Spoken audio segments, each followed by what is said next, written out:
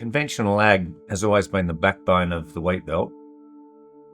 I suppose I become concerned quite some time ago about the amounts of chemicals and fertilisers we're using, and every year using a little bit more, and the next year a little bit more to achieve a similar result.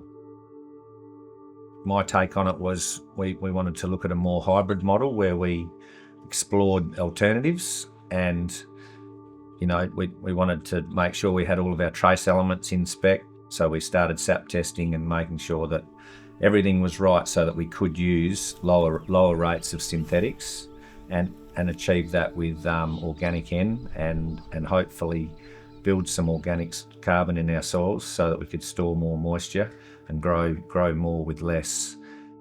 Fungicides and insecticides, it's just a personal thing. I just think that the more of them you use, the more you have to use. Look, it started when we were spraying. We'd add insecticides and I'd come in red-faced and grumpy, and it just wasn't working for me. So there was health reasons as well. Urea use, I identified early in the piece through my association with Australian soil planters that it's a great product. It made the plants look green, made them grow, everything looked fantastic. But there was a cost associated with that, and that was the damage to the soil biota and the plant's ability to look after itself. So we transitioned from urea to ammonium nitrate and sulfate of ammonia, and then just slowly cut it back, while at the same time trying to improve our pastures so that we weren't as reliant on those synthetics.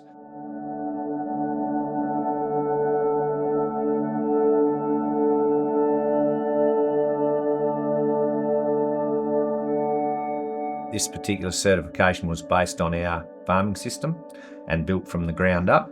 So we knew what we could and couldn't achieve, and the model has been slowly adapted over the last 10 years into certified sustainable.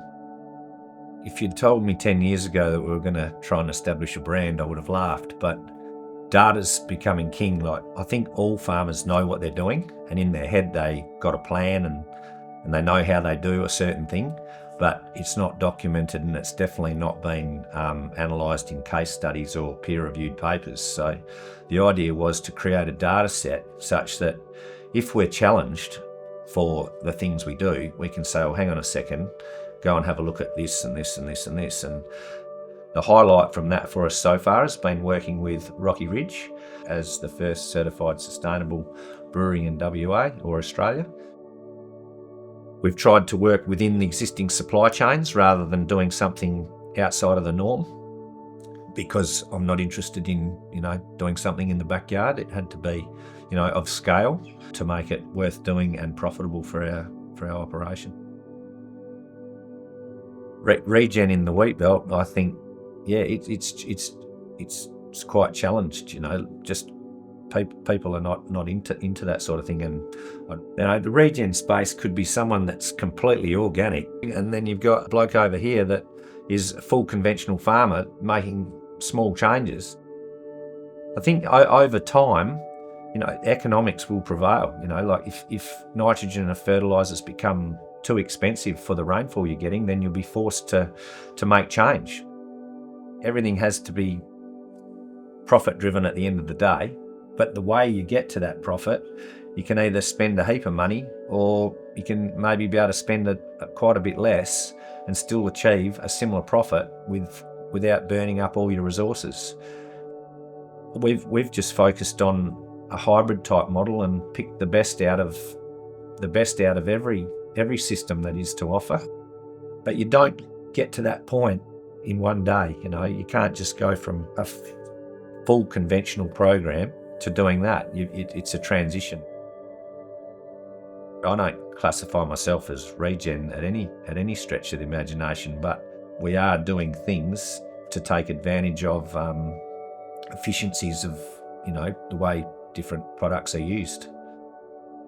As farmers, our job is to hand the farm over to the next generation in the same or better condition.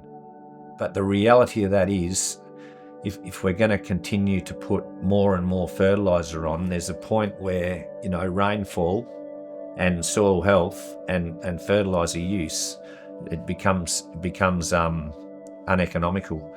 So yeah, at the end of the day, competitive advantage is extremely important, I think, in marginal farming landscapes, and making sure the business is set up for the next generation to remain profitable while supporting the outgoing generation.